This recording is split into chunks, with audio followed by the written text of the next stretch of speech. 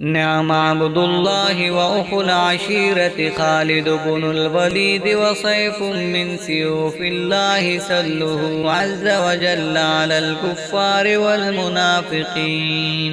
خالد بن ولید اللہ کا اچھا بندہ اور اچھے خاندان سے ہے۔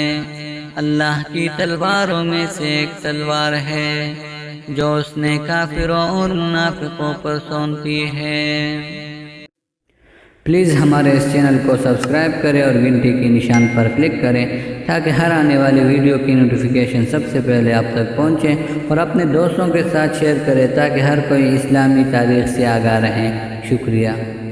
حضرت عامر رضی اللہ عنہ نے پھر سے فرمانا شروع کیا، سلمہ بنت مالک کے ساتھ بھی بہت کچھ ساز و سامان تھا، وہ سب مسلمانوں کو مال غنیمت میں ملا۔ حضرت خالد بن ولید رضی اللہ عنہ نے تمام قیدی اور مال غنیمت کا 5واں حصہ دربار خلافت میں روانہ کیا اور خود سجاد بن الحظ کی طرف روانہ ہوئے جو دوسری جھوٹی نبیہ تھی۔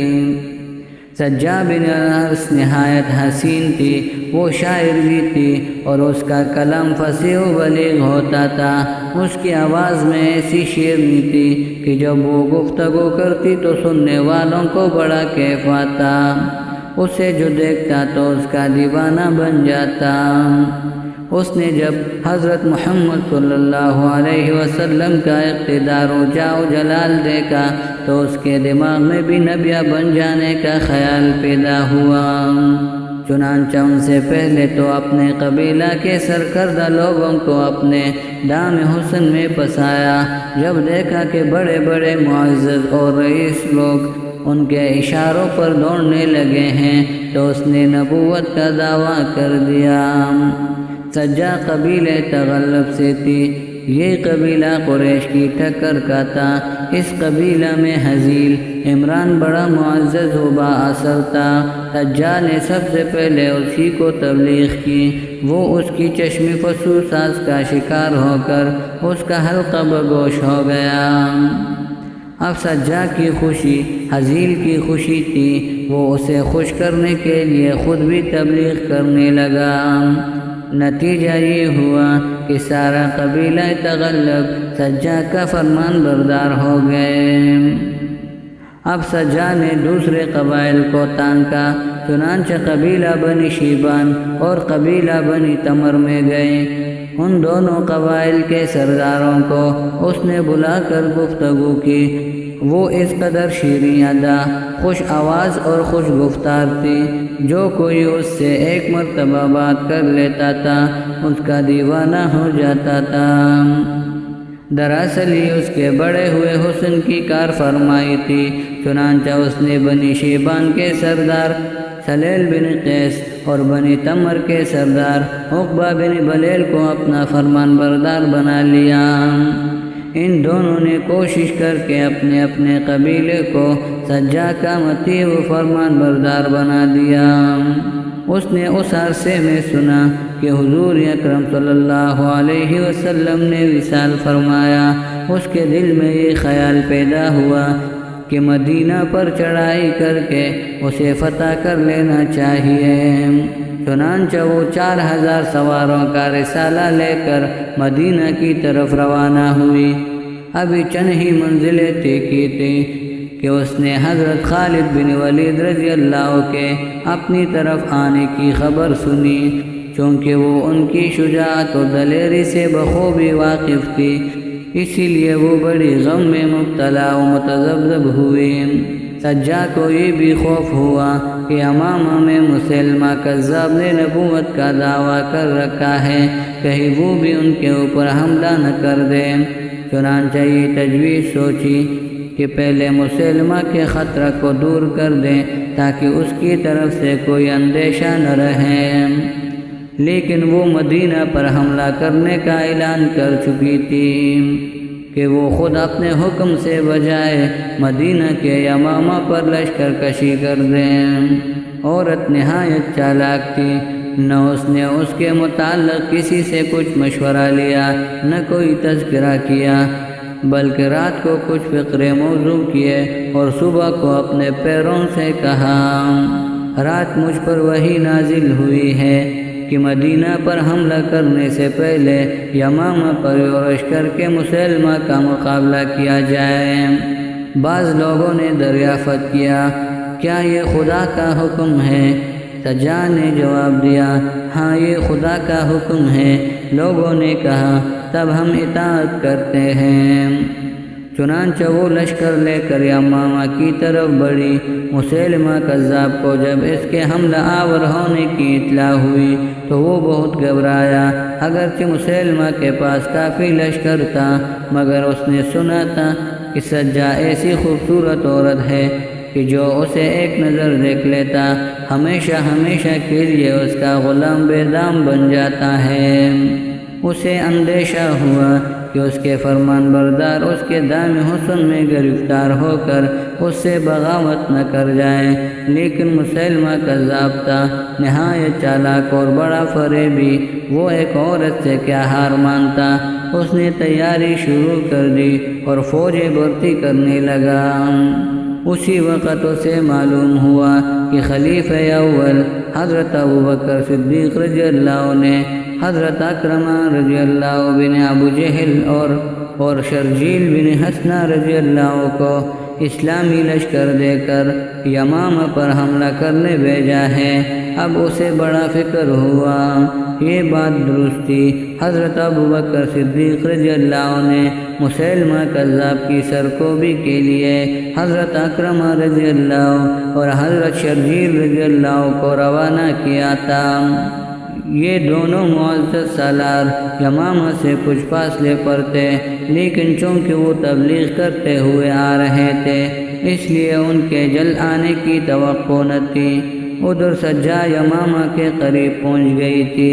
اس چالاک آدمی نے یہ سوچا یا تو سجا کو ملا کر مسلمانوں کا مقابلہ کریں یا اس کے لشکر کو کسی حکمت سے منتشر کر کے اس کی طرف سے بے فکر ہو جائیں۔ چنانچہ اس نے سجا کے پاس قاصد بھیج کر دریافت کیا تم کس ارادے سے آئی ہو؟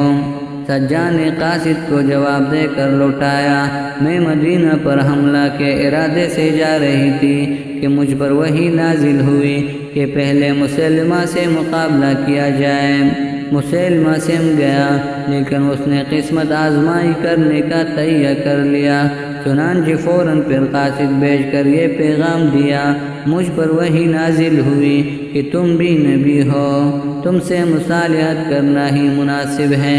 جب حضرت محمد صلی اللہ علیہ وسلم زندہ تھے تو میں نے انہیں پیشکش کی تھی کہ آدھا عرب ان کا رہے گا اور آدھا میرا، لیکن معاملہ طے ہونے سے پہلے ہی انہوں نے وصال فرمایا۔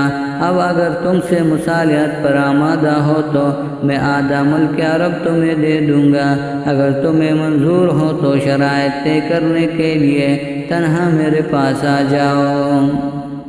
سجا اس مکار کی دام فریب میں گرفتار ہو کر اس کے پاس چلی گئی اور اپنے پیروکاروں سے کہہ گئی کہ مسلمہ سچا نبی ہے، تم آہستہ آہستہ چلے آؤ، میں ان سے مصالحت کی شرائط طے کرنے جا رہی ہوں۔ جب سجا یمامہ میں پہنچی تو مسلمہ نے اس کا بڑا شاندار استقبال کیا اور اپنے باغ میں جو جنت نظیر کہلاتا تھا اسے اتارا۔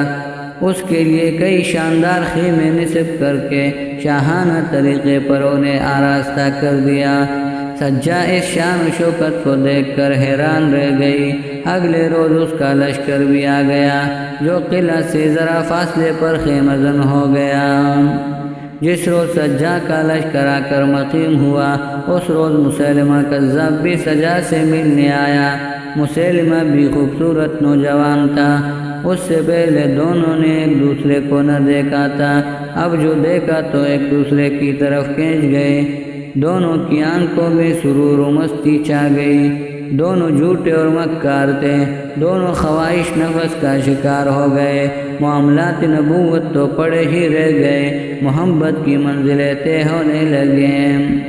سجا نے دل فریب نگاہیں اٹھا کر مسلمہ کو دیکھ کر دریافت کیا کیا تمہارا خدا اسی وقت وہی نازل کر سکتا ہے؟ مسیلمہ نے جواب دیا کیوں نہیں۔ یہ کہہ کر اس نے آنکھیں بند کر لی اور کچھ دیر خاموش رہا، پھر اس نے آنکھیں کھول لی اور مسکرا کر کہا مجھ پر وحی نازل ہوئی کہ تم بھی اسی طرح برحق نبی ہو جس طرح میں ہوں۔ تمہارا معجزہ تمہارا دل فریب حسن ہے، تمہاری دل ربائی جہاد اکبر ہے، تمہاری ناز و انداز کی گرمی نالیف قلوب ہے اور تمہاری ہم آغوشی میں جنت ہے، تمہارے لبی جا بخش کا بوسا جام کوثر ہے۔ اگر میری شریعت میں سے ہم آغوشی جائز نہ تھی لیکن آج سے جائز کر دی گئی ہے۔ سجا ان باتوں کو سن کر مست ہو گئی، اس کی ہوش و آنکھوں میں اس قدر مستی چلک آئی کہ مسیلمہ نے دیکھ کر سمجھ لیا کہ وہ اس کے دام فریب میں آ گئی ہے۔ چنانچہ اس نے کہا ہم دونوں نبی ہیں، ہمیں مل کر کام کرنے کا حکم بھی ہو چکا ہے، پھر کیوں نہ ہم نکاح کر کے یکجان ہو جائیں۔ سجا اس قدر فریفتہ ہو گئی تھی کہ اس نے بغیر کسی حجت و تکرار کے منظور کر لیا۔ مسیلمہ نے کہا نکاح کا مطلب اقرار کرنے سے ہے، ہم دونوں نے اقرار کر لیا، نکاح ہو گیا۔ سجا اگرچہ بڑی چالاک تھی لیکن اس وقت ایسی مدہوش ہو گئی کہ اس بات کو بھی بلا عذر مان لیا۔ چنانچہ وہ مسیلمہ کذاب کے پاس 3 روز تک بطور داشتہ کے رہی، دونوں نے خوب دادیش دی۔ چوتھے روز سجا اپنے لشکر میں آئی، لوگوں نے پوچھا کیسا رہا؟ سجا نے جواب دیا سب معاملہ طے ہو گیا۔ مالک بن نویرہ ایک ذی وجاہت شخص تھا، اسے سجا سے بڑی محبت تھی، اس نے دریافت کیا کیا طے ہوا؟ سجا نے جواب دیا خدا کے حکم سے جب ہم دونوں نے نکاح کر لیا۔ مالک نے کہا مسیلمہ نے تمہارا مہر کیا رکھا ہے؟ سجا یہ سن کر گھبرا گئی، چونکہ باقاعدہ نکاح نہ ہوا تھا اس لیے مہر بھی مقرر نہ ہوا تھا، چونکہ اس پر بدبختی سوار ہو چکی تھی، اس لیے وہ کوئی بات بنا کر بھی نہ کہہ سکی۔ اس نے کہا مہر کا معاملہ طے نہیں ہوا تھا، اب ہو جائے گا۔ چنانچہ وہ اسی وقت مسیلمہ کے پاس گئی، لیکن مسیلمہ باغ میں سے قلعہ کے اندر جا چکا تھا، جس باغ کو اس کے لیے شاہانہ طریقہ پر آراستہ کیا گیا تھا۔ اس وقت وہاں کچھ بھی نہ تھا۔ اس نے دربانوں سے کہا میں مسیلمہ سے ملنا چاہتی ہوں۔ دربانوں نے اطلاع کی مسیلمہ بروکا میں آ بیٹا۔ اس نے کہا کیا کہنے آئی ہو تم سجا؟ سجا کو یہ بات ناگوار ہوئی کہ مسیلمہ اس کے پاس نہیں آیا۔ اس نے کہا آپ نے میرا مہر مقرر نہیں کیا، میری قوم مہر طلب کرتی ہے۔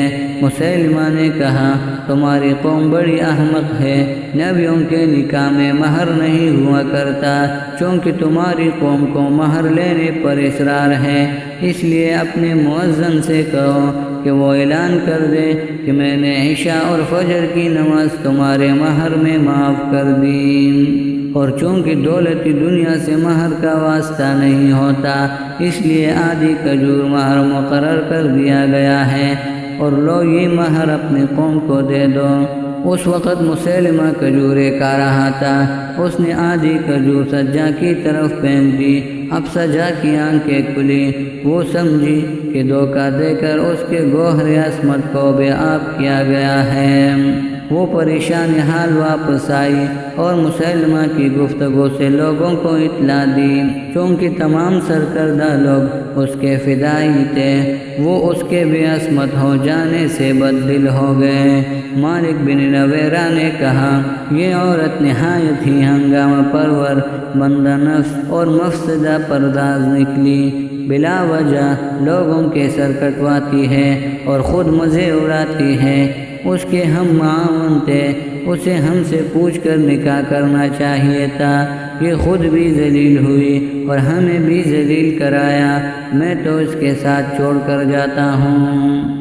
چنانچہ وہ اپنے فوج لے کر اسی وقت چلا گیا اور باقی سب لوگ بھی رفو چکر ہو گئے۔ اس کے قبیلہ کے چند لوگ اس کے ساتھ رہ گئے۔ وہ مسلمہ کے پاس گئی، اس سے التجا کی کہ وہ اسے اپنے پاس رکھ لے۔ مسلمہ کو معلوم ہو گیا تھا کہ سجا کا لشکر منتشر ہو گیا ہے اور یہی اس کا منشا بھی تھا۔ اب وہ اسے کیوں اپنے پاس رکھ کر اپنے دامن میں ناگن پالتا؟ چنانچہ اس نے اسے دھکار دیا۔ سجا مایوس و غمزدہ ہو کر وہاں سے چلی گئی۔ ابھی اس نے تھوڑا ہی فاصلہ طے کیا تھا کہ حضرت خالد بن ولید رضی اللہ عنہ لشکر کے پہنچ گئے۔ مسلمانوں کو دیکھتے ہی سجا کے ہمراہی باغ نکلے۔ سجا بھی بمشکل بھاگ کر اپنے قبیلے تغلب میں جو جزیرہ میں آباد تھا وہاں جا پہنچی۔ اس کے اگلے ٹیسٹ کے لیے ہمارے اس چینل کو سبسکرائب کریں اور گھنٹی کی نشان پر کلک کریں تاکہ ہر آنے والی ویڈیو کی نوٹیفیکیشن سب سے پہلے آپ تک پہنچے۔ اور جس نے ہمارے پچھلے ویڈیوز نہیں دیکھیں تو پلیز جا کر دیکھیے اور اپنے دوستوں کے ساتھ شیئر کریں تاکہ ہر کوئی مسلمان اسلامی تاریخ سے آگاہ رہیں۔ شکریہ والسلام۔